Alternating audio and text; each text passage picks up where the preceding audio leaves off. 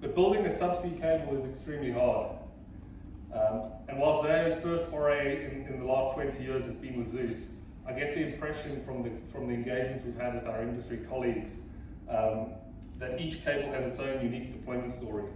And whilst everyone stands on the beach at the end of the deployment drinking champagne, when you ask them how it went, the glint in their eye tells you that it was really hard, and the pain and suffering they went through has been etched into their soul, and they'll remember it for the rest of their lives. Kind of like an MBA student at their graduation ceremony. So here are a few headlines of the Zeus story. It's a 200-kilometer unrepeated system, buried between 2 to 3 meters, depending on the seabed conditions, which we believe makes it one of the most secure and reliable subsea cables ever built. And if that's not enough, the cable itself is double armored and benefits from the lowest loss fiber available in the market today. And for those of you familiar with the Subsea North story, you'll understand why we went to such great lengths with this high spec and high design.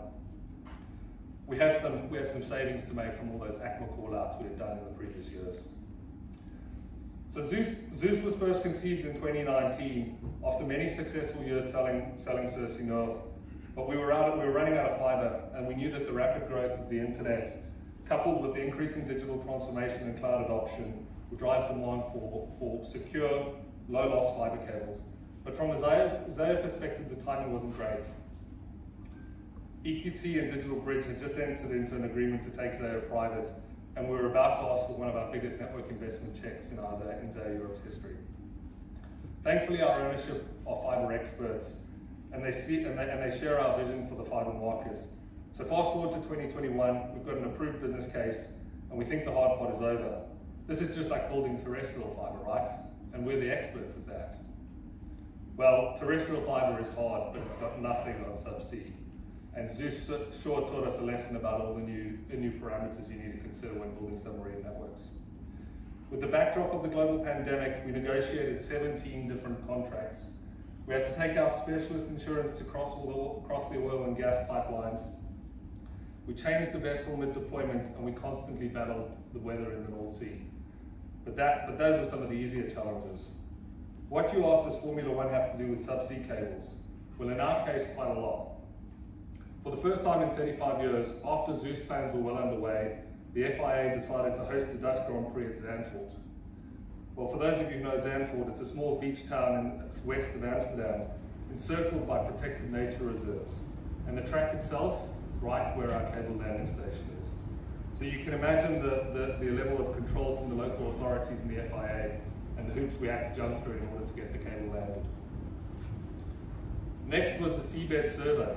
We had a pretty good idea of where we wanted the corridor that we wanted to run the cable, given our experience with Subsea North.